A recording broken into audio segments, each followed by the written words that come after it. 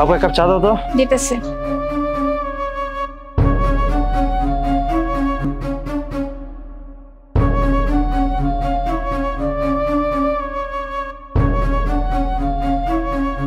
কত হয়েছে? 50 টাকা। কি 50 টাকা এক কাপ চার দাম? শোনো, আমি 3 বছর ধরে আমার এই যে পাশের কোম্পানিতে আমি চাকরি করছি, আমি 10 টাকার উপরে কোনোদিন চা খাই নাই, আর তুমি 50 টাকা চাচ্ছ? তোমার চা কি আছে? এটা কি স্পেশাল কোনো চা যে তুমি 50 টাকা চাবে? না ভাইজান, আমার চার মধ্যে কোনো স্পেশালিটি কিছু নাই। তবে আপনি কইলেন না ওই যে কিছুক্ষণ আগে যে আপনি এখানে জব করেন 3 বছর যাবত, তো আমি যতটুকু জানি কেউ যদি কোনো কোম্পানিতে জব করে তাহলে তার প্রতি বছর বছর স্যালারিতে ইনক্রিমেন্ট হয়। আপনার নিশ্চয়ই ইনক্রিমেন্ট হয়েছে? হ্যাঁ অবশ্যই, কেন হবে না? তো আপনার যদি ইনক্রিমেন্ট হইতে পারে তাহলে এইটাও তো আমার একটা কর্মস্থল না? আমি তো দোকানদারি করেই খাই, তো আমি না হয় আমার চায়ের দামে একটু ইনক্রিমেন্ট করলাম, আমার চায়ের দামটা একটু বাড়ায় দিলাম, এতে সমস্যা কই? শোনো, চার দোকানে কোনো ইনক্রিমেন্ট হয় না, বুঝছো?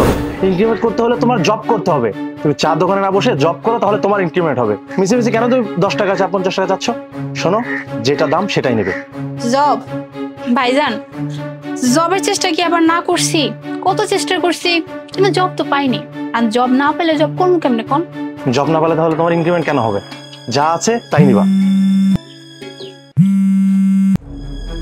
হ্যালো, হ্যাঁ তুহিন। কি ট্রান্সলেটর আসে নাই? মানে আমার যদি ট্রান্সলেটর না আসে তাহলে স্প্যানিশ ভাষায় কথা বলবে কে? আর আমার বাইরের সাথে ডিল করবে কে? বাইরের সাথে যদি ডিল না হয় তাহলে কত বড় ক্ষতি হবে তোমার কি জানো? তোমাদের না কোনো কাজ হয় না। স্যার তুমি চুপ করো, আমি কথা বলছি। আচ্ছা ঠিক আছে, দাঁড়াও, আমি দেখছি। ও মাই গড। স্যার, আপনি যদি আমার অনুমতি দেন তাহলে আপনার ওই যে বায়ার না কি বললেন না, আমি তার সাথে কথা বলে দিতে পারি। কি বললে তুমি? তুমি স্প্যানিশ ভাষায় কথা বলতে পারো? কি আমাকে পাগল পাইছা? তুমি বলবে আমি বিশ্বাস করবো? তুমি যদি স্প্যানিশ ভাষায় কথা বলতেই পারো তাহলে চার দোকান দিয়ে বসতে না, তাহলে তুমি ভালো একটা কোম্পানিতে জব করতে। হ্যাঁ স্যার, আমি স্প্যানিশ ভাষা পারি। আচ্ছা, আমি যদি তোমাকে বিশ্বাস করি তাহলে ভুল করবো না তো? না স্যার, আপনি আমার উপর বিশ্বাস রাখতে পারেন।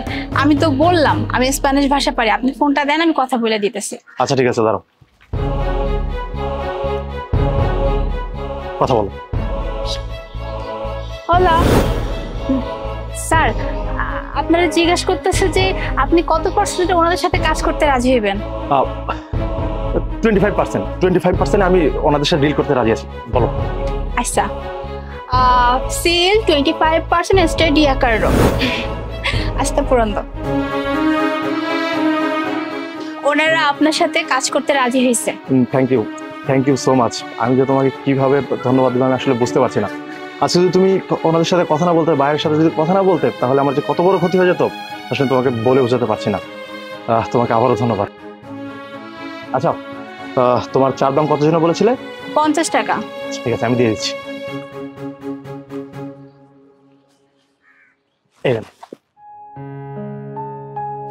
বাই দ্য ওয়ে, তুমি যে স্প্যানিশ ভাষায় কথা বললে, আচ্ছা তুমি পারো কিভাবে আর শিখলে কিভাবে?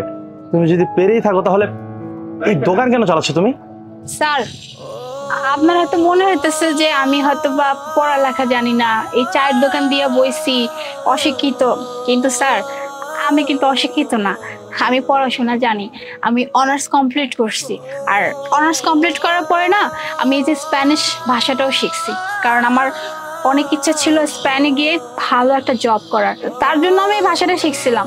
কিন্তু স্যার, কথায় আছে না, কপালে যদি না থাকে তাহলে কি আর কিছু হয়? কোন সবকিছু ভালোই যেতেছিল, হঠাৎ কইরা আমার বাপটা মারা যায়।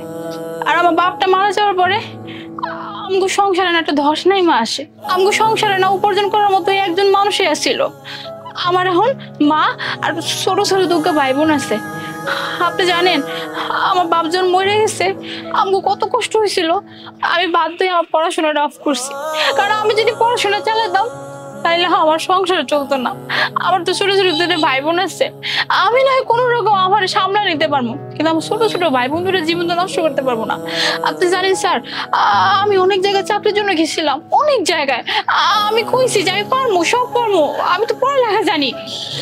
স্যার আপনি জানেন আমি না অনেক জায়গায় গেছিলাম একটা চাকরির জন্য। আমি এটাও কইছিলাম আমার যে কাম দিবেন আমি কাম করতে পারবো, কারণ আমি তো শিক্ষিত। কিন্তু সবার একটাই কথা, শিক্ষিত হলে কি হইবে? তোমার কি সার্টিফিকেট আছে? সার্টিফিকেট ছাড়া তো চাকরি হইব না। ওই কাগজ দামে সার্টিফিকেটের জন্য না আমি কোথাও চাকরি পাইনি। কি করবো কন? পেট তো চালাইতে হবে, সংসার তো চালাইতে হবে, আমার মা দুইটা ভাই বোন এদের তো চালাইতে হবে। তাই বাধ্য হইয়া এই চায়ের দোকানটা দিয়ে বসছি।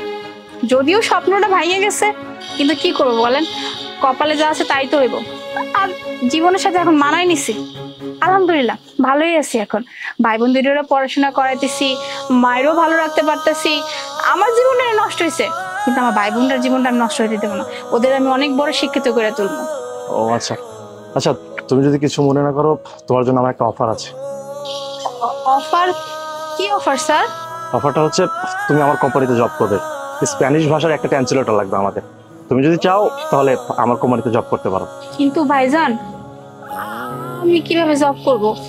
আমার কাছে তো সার্টিফিকেট নাই, আর সার্টিফিকেট ছাড়া তো আমার জব দিব না। নো প্রবলেম, তুমি আমার কোম্পানিতে জব করো, যে স্যালারি পাবে সেই স্যালারিতে তোমার স্টাডি কমপ্লিট করবে, করে তোমার সিভি জমা দিবে, তাহলে তো সবকিছু সমাধান হয়ে গেল। সত্যি কইতেছেন ভাইজান? আমি আপনার কোম্পানিতে জব করতে পারবো? তুমি যে এত সুন্দর প্রতিভা নিয়ে এরকম একটা কাজ করছো, তোমার প্রতিভার দাম দিতে পেরেছি, এটাই অনেক কিছু। আর হ্যাঁ, এই যে আমার এই কার্ডটা দেখো, তুমি আমার কোম্পানিতে কালকে থেকে জয়েন করতে পারো। ভাইজান আপনারা যে আমি কি বলে ধন্যবাদ দিব আমি না বুঝতে পারতেছি না। আপনি যে আমার কত বড় উপকার করলেন এটা আপনি নিজেও জানেন না। কইতে পারেন আপনি আমার স্বপ্নটা আবার ফিরাই দিলেন। আচ্ছা আমি কালকে সময় মতো পৌঁছে যাব।